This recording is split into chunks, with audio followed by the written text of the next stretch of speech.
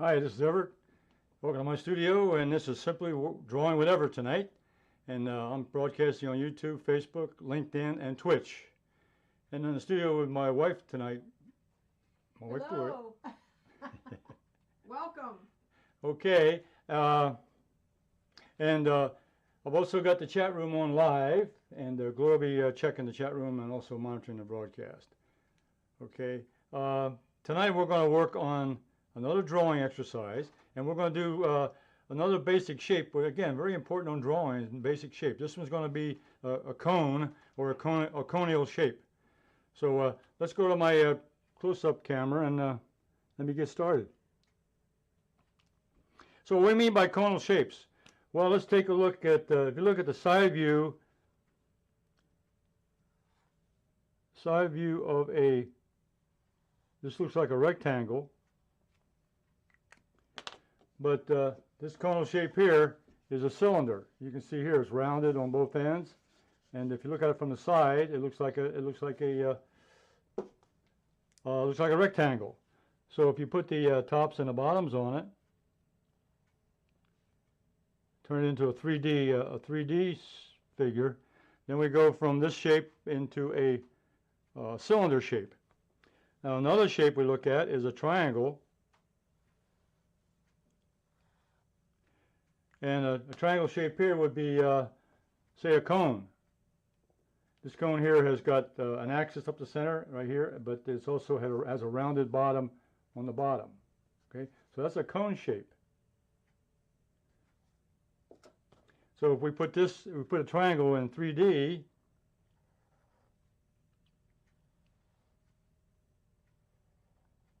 then that's the shape of a cone in 3D, and all we're going to do is some shading on it. Now there's another one, another special shape, a little bit. It's a similar thing here. If we let's say we cut the top of this off,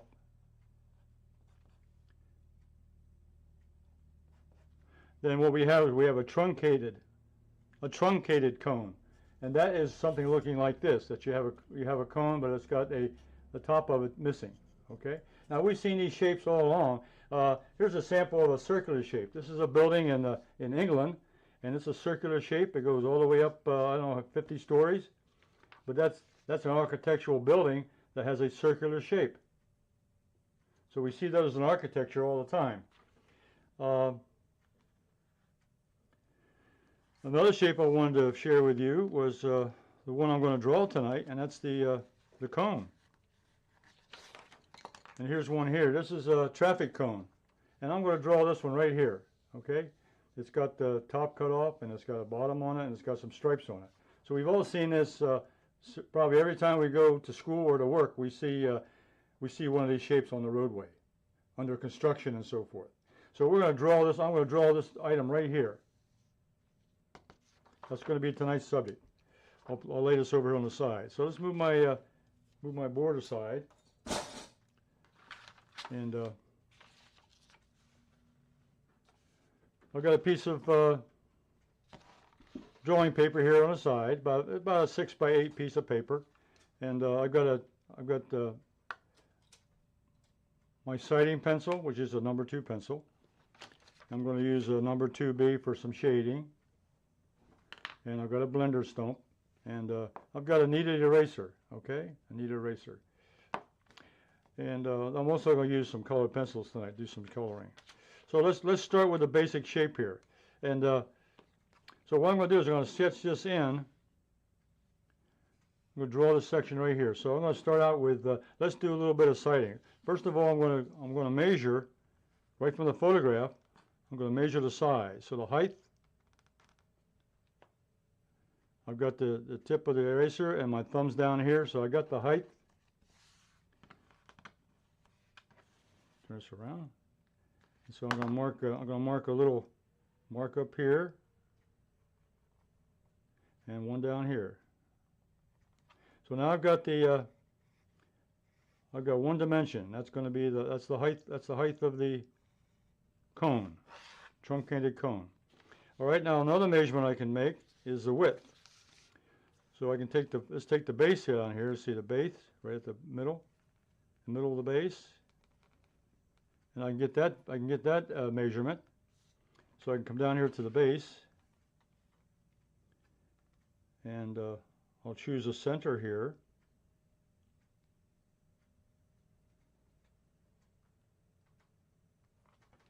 So now I've got another dimension. That's the size of the base from side to side.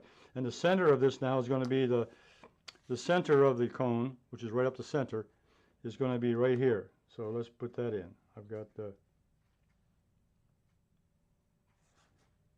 so locate the center of the cone. Okay. And as I see here, I'm also going to measure. I can also do another measurement real quick here. I can measure the approximate size of the base from front to back. I can do a quick estimate here. That's about from the front of it, and I can estimate the curvature here coming behind, and I can get the depth of it. So let me put that down here also, just to get me started here. I'll put this down here, make a little mark. All right. So now I got a depth gauge here. I've done that. Okay, so I'm gonna start drawing now. I'm gonna rough in the shape. So, and you'll notice here from the photograph that it's not a circle. It's an oval. So it has all rounded edges. There are no sharp edges anywhere.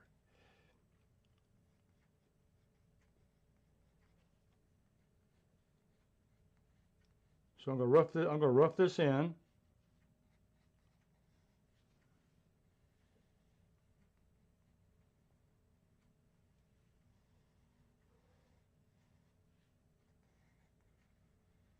Get an oval shape for the, I can check that again.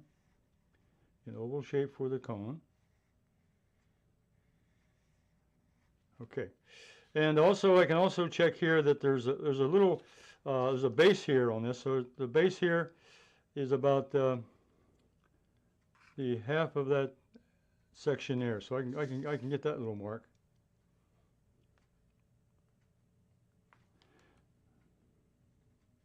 So there's a baseline here. I can comes down to the base, has a little lip on it, or a little edge to the cone for the base. So I can kind of sketch that in. All right, and roughly at the top, I can also measure the width of the top up here, and I can see that's about right there.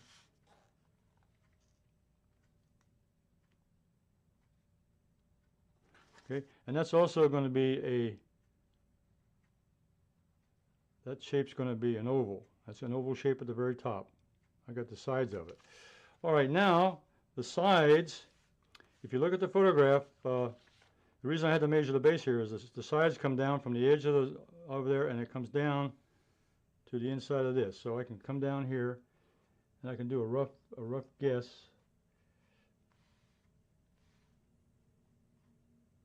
And the way you draw a straight line is you start here and you aim toward this point down here. You just aim toward that point.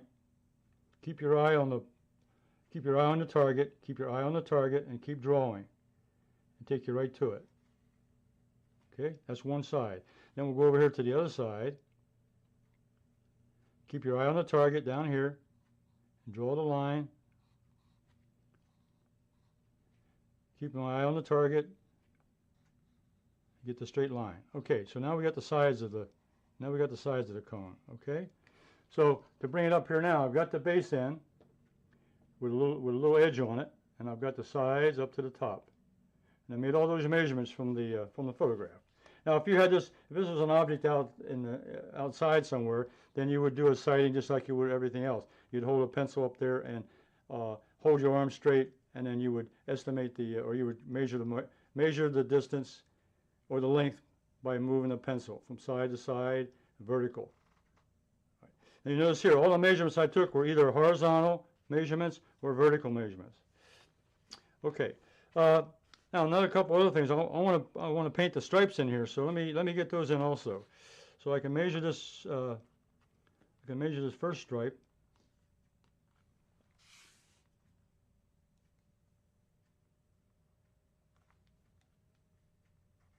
Starts here, and I can measure the top of that real quick from the base, using the baseline.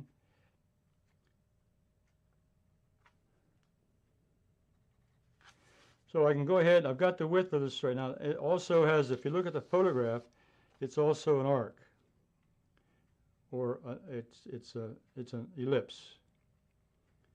It's an ellipse. It goes around this direction here.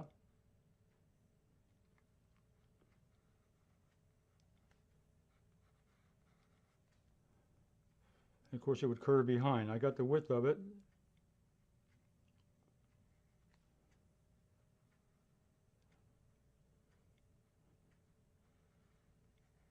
Okay, that's the first one down.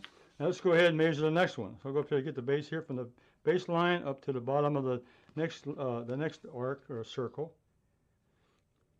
I'll measure that, make a little mark. And that's also going to be an arc, or part of an ellipse. An arc is just part of a circle or part of an ellipse. So we're marking the circle or marking the arc around that. Now I get the top of that section, which is right here.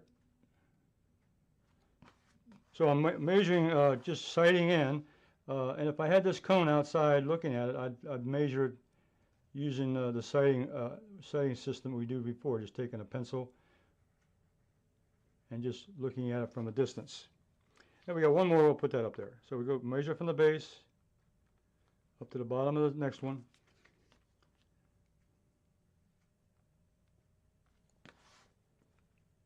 Hey, so the longest time it takes is making the measurements and making the adjustments to get the proper accuracy. And we'll measure this last one, the top of the last stripe. Okay.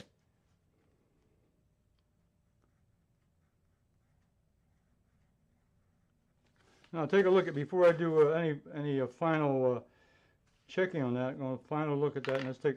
Now I did a rough drawing. Now there's the cone, the length and the width, and I've got the three stripes on it. So what I do now? Well, I'm going to erase. I've got those construction lines in here, so I'm going to erase some of them. I don't need these back ones here.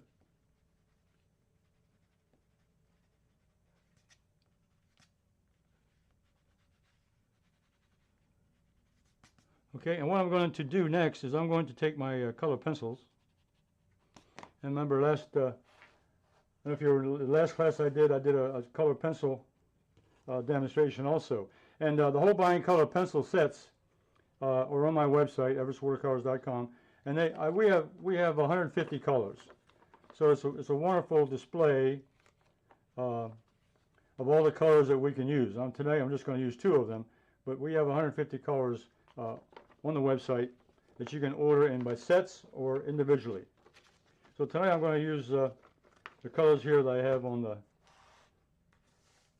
this particular photograph. I'm going to use orange.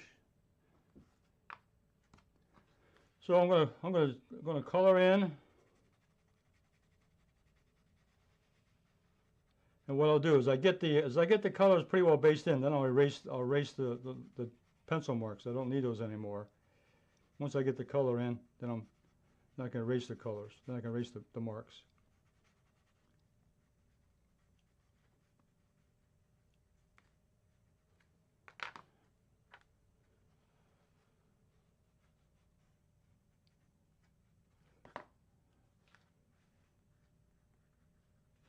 And I can go ahead and put the base in, put the base color in.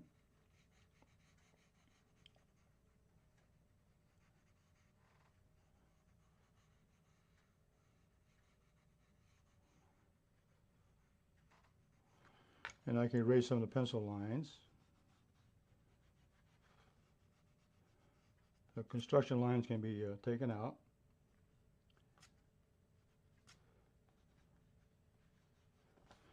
And then I'm going to go ahead and put in the other stripe. This stripe here is white, so the next one is orange. So this is orange. This one's white, and the next one's orange. That's white, and the top one is orange. So I can go ahead and color those in. Now I'm using the side of the colored pencil for shading. And I'll do the same thing if I was shading this with With a graphite pencil, I could do the same thing. I would shade in the darker colors with a graphite and leave the white colors white. But I decided I would go ahead and use the colored pencils tonight because, you know, part of drawing is also with colors. You can draw with crayons, colored pencils, watercolor pencils, pastel pencils. There's all kinds of drawing instruments that can be used. And I'm going to be demonstrating some of those things down the road because that's another opportunity to use other art tools to create a drawing. And once you've done a nice drawing, sometimes you want to put a color on it to make it look special. So now I'll go ahead and I'll erase some more of these construction lines.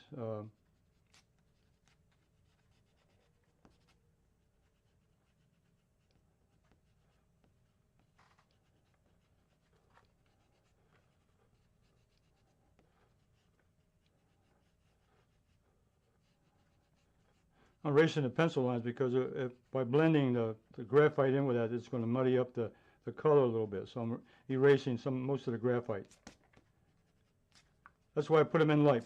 When you draw a sketch, something like this, you want to make your lines as light as possible. I drew them a little darker so you could see what I was drawing, but what you want to do is try to make them as light as possible so you can erase them. Okay, all right, so let's do some more correction here. I'm going to put a little more color on here, and I'm going to smooth out some of these curves. So now I'm going in. I'm doing final detail now. I'm doing a little final detail. I'm going to look at the photograph, and I'll do some final detail. And sharpen up these edges. And I erased all the pencil marks, so now I feel free to go ahead and darken this in.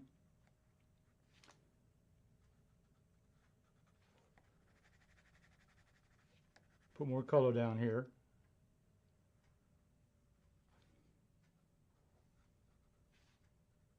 Yeah, colored pencil is one of those very good ways to do a drawing. Is to draw it in graphite, get your rough sketch together, and then take your colored pencil and go in and make the marks and put color down. And I enjoy that a lot. I enjoy a lot of drawing with color pencils, watercolor pencils. And in fact, today I was working with some pastel pencils.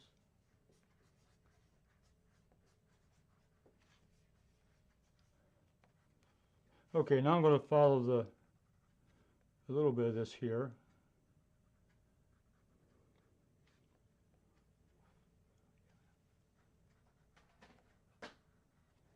And sharpen this up a little bit here. Okay, now that's the orange. Now what I'm going to use for the shadow is blue. This is cerulean blue, and blue is the complement of orange. And if you look at the color wheel or study of the colors, use the complementary color will give you a gray, or it'll give you a shadow color. And I'm going to use this for the shadow color. So I'm going to put a little bit of blue in here on the shot. I'm going to have the light coming from right to left, just like it is in the photograph. You can see here is a shadow on the left side over here. So go ahead and put that in. And I'm going to put about, not quite a third, but maybe less than a third in shadow on this side.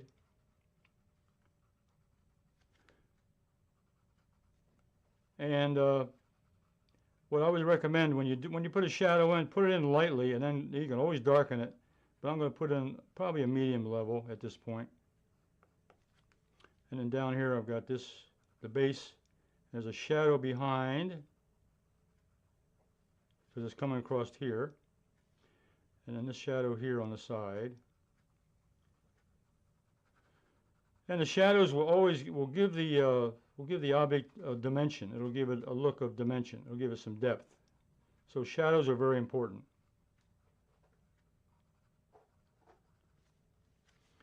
Now what I'm going to do down is put a little more color down here at the base. and we'll be almost ready to blend. I'm going to blend on this now. I'm going to put a blender on this to blend the colors. So that's the next stage. Once you get your shading down, then the next step is to blend. And there's going to be a little shadow out here with the sun coming, or with the light coming from the right side. There'll be a shadow coming out on this edge of the cone on this side. So I'm going to put that in. Just a hint of a shadow over here on the edge. And that'll help define the base. That'll help define the base. Okay.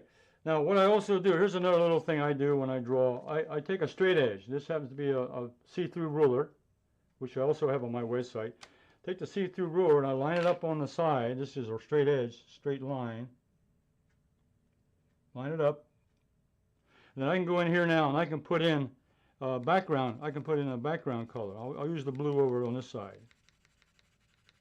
I can go ahead, and this way I know I'm not going to, what this is like masking off an object.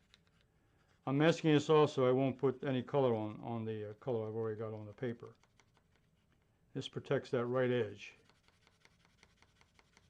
So I'm just putting in a little color here just to give that, and again this defines the right side.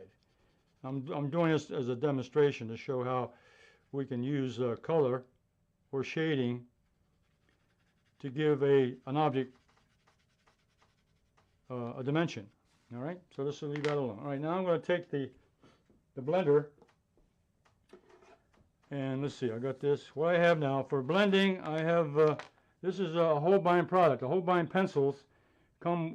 You can buy the Holbein Melts, M-E-L-T-Z, which is a water-based color pencil, and it works beautifully. I'll show you, demonstrate it here. I'll put about 3 or 4 drops here in the right here on the little. I have a little tray, and then I have a water pen. This water pen's got water in it, so this is water-based blender, so the water pen will work. So let me bring this up here, and let me get the picture out of the way now. Get the eraser, get this out of the way, get my pencils out of the way. Now, now we just put, all we do is put a little blender on the, and I'll start with a larger area down here, and this will blend this color right out.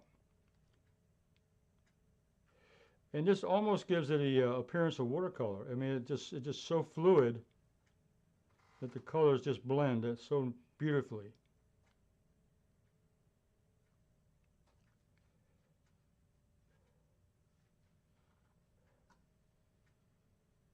And that blue I added in will be the shadow side.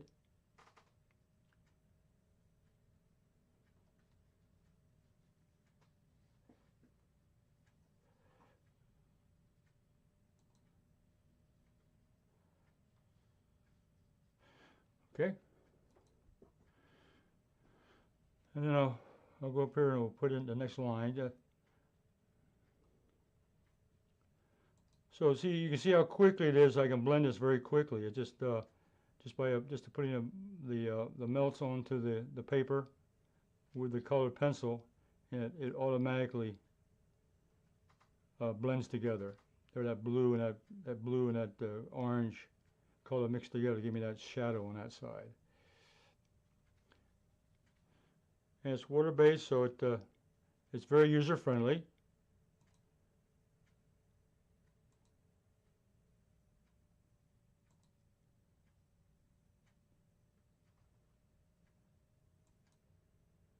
So you can use this with watercolor. You can use this with any water media product. It's very compatible with watercolor. Works with watercolor very nicely. So you can add color to a painting with color pencils. And I've done that many times, especially on a cleanup. If I'm adding a little detail onto a painting, I can use a color pencil. I use watercolor pencil, but I can also use a color pencil to add color to part of a painting. And then over here I can put a little bit of color out here on the edge, just to give it a look, You can see how that color spreads. It blends that color right into the paper.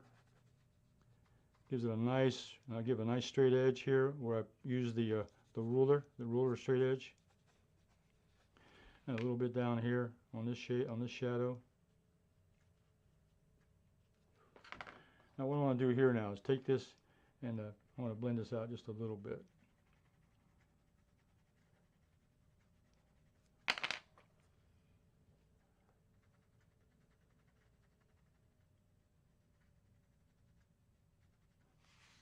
Okay. Now, the only thing you want to do with something like this now would be to, just let it dry. You can always go back in and clean up some of the edges a little more to finish it off if it needs to be finished. There. Okay, but that's a demonstration of drawing a cone with the 3 stripes on, and then I added the colored pencil on it to give it a little bit of color and also a little dimension. Okay. So what we did was tonight we took a cone, which is a traffic cone, and we drew that shape onto a piece of paper, and then I used colored pencils to color it in. We have a comment, great information. Oh, great. The comment I had, great information. Thank you very much. If you have any other comments, if you looked at the film or looked at it and reviewed it, and you have comments or questions, write them on the comment area right below the video, or send me an email on my website, everettswatercolors.com, and I'll get back to you as soon as I can. So that concludes tonight, drawing a simple, remember that I was talking about cylinders and I was talking about triangles. I did a cylinder shape, and I did a, where did I put my little paper? Oh, this one? Yeah, thank you. Yeah, remember I talked about you doing you do the same thing if you had a cylinder. You put the same kind of sketch together, and the shading would be the same thing. It'd be shading it from a different, wherever way the light's coming from. And here we did the cone, so that was a good example. So I'll be back again next week at 7:30 p.m. We're simply drawing with Everett, and you can get on if you want to follow along with me and draw. You can submit your drawing on my Facebook page, which is Everetts Watercolors Art Group on Facebook. And I'll be back next week with my watercolor class at 2 o'clock Eastern Standard Time, and I'll be back next Thursday evening at 7:30 Eastern Standard Time. So you can simply draw with Everett, and everettswatercolors.com is my website. If you're interested in pencils or blender or anything else that's on my website, you can contact me there. And the melts is available for blending, and it's a good product. So we'll see you next week. We'll see you next week on Thursday, and happy drawing and sketching and coloring, and I'll see you next week. Bye.